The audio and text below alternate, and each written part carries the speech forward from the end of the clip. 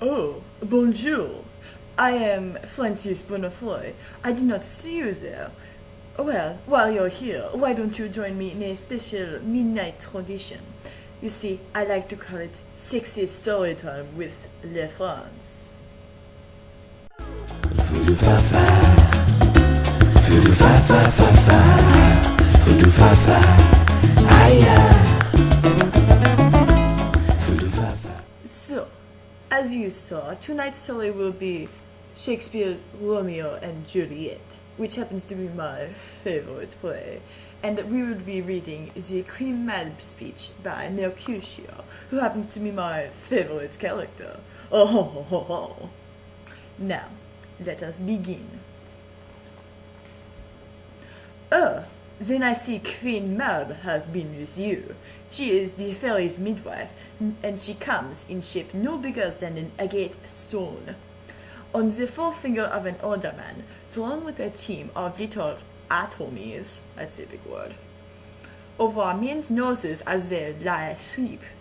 Her wagon spokes made of long spinel's legs. Oh, I like it.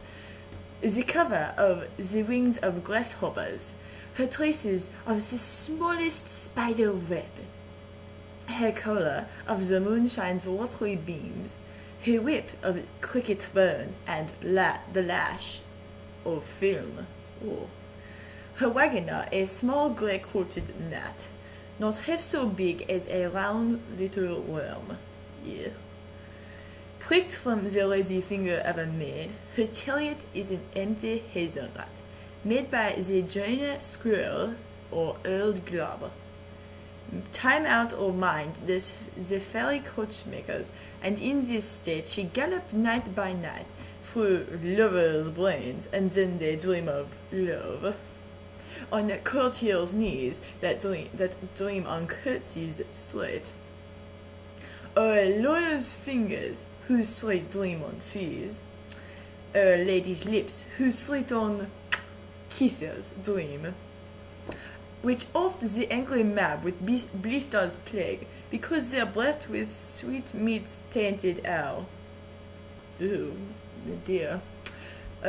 Sometimes she gallop o'er a courtier's nose, then dreams he of smelling out a suit. Ooh, I like smelling out suits.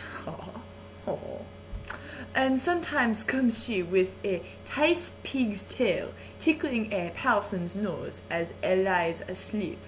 Then he dreams of another benefice.